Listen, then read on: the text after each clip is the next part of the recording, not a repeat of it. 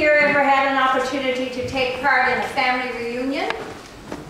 I'm sure some of you have. Many people travel from far and wide to take part in family reunions. I grew up on a little small island in Buena Vista Bay called Silver Fox Island.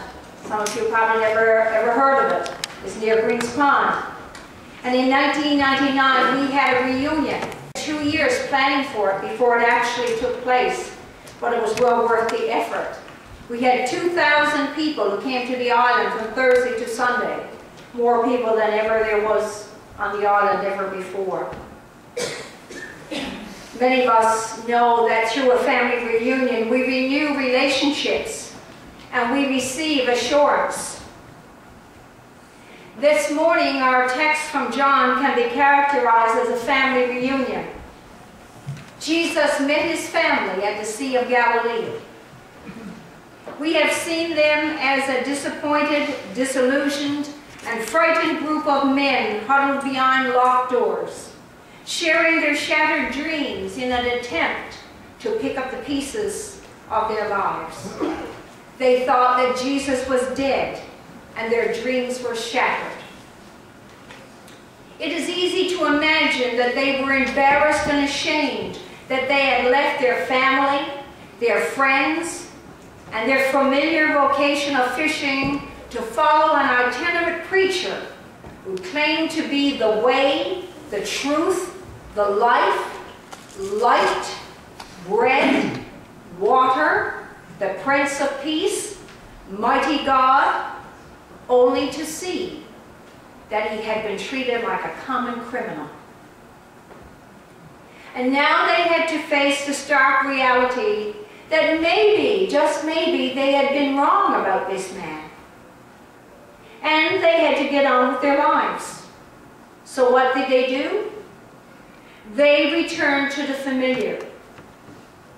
Peter, the aggressive leader who kept putting his foot in his mouth, said, "I'm going fishing." And what did the others say? "We'll go with you." Jesus had earlier called them away from this familiar vocation. He had called them away from their friends and fellowship.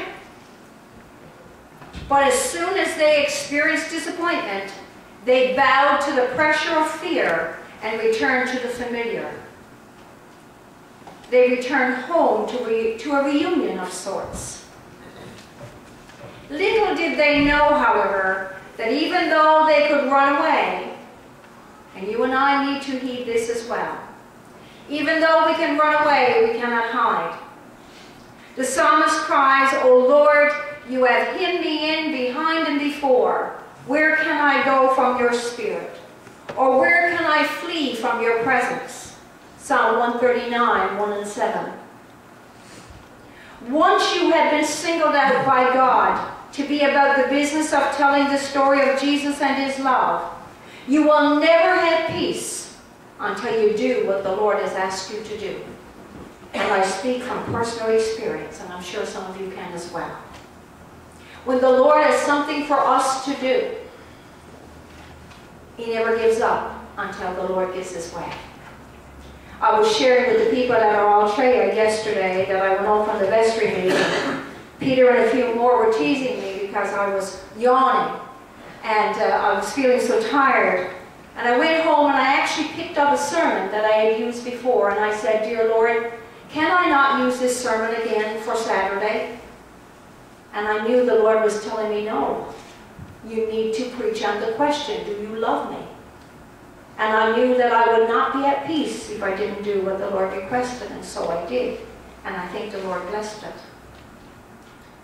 To those who believe and are baptized, to them God gives the power to become fishers of humanity. We, my friends, are called out of darkness into the marvelous light to look for those who have lost their way. The single most important institution in any society is the family. The morality of any community can be measured by the overall health of the family.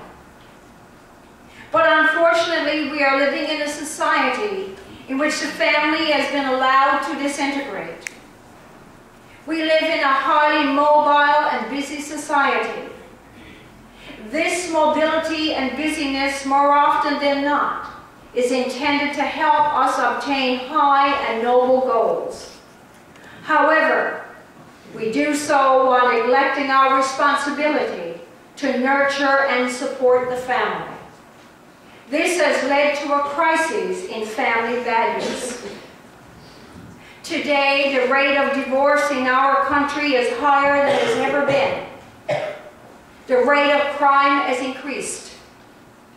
Many young and intelligent children can be found living on the streets. Not those behind me, thank the Lord. Many young and intelligent children can be found living on the streets, abusing their bodies with harmful drugs. Many families within our own province, and yes, even some in our own neighborhood, are groping around in the dark. The time has come that we intentionally issue the call for a family reunion. We must return to the place where our life began in God, in the waters of baptism. For if we read the Bible closely, how many times has God bailed human beings out of seemingly hopeless situations? In our text for today, we see that Jesus left us a model to follow, a model for those who are family dropouts. That model is a family reunion. We see how the risen Lord used the disciples' return to the Sea of Galilee to call them to a more profound family reunion. He called them to return to the task of being fishermen. In other words, there was no time for business as usual.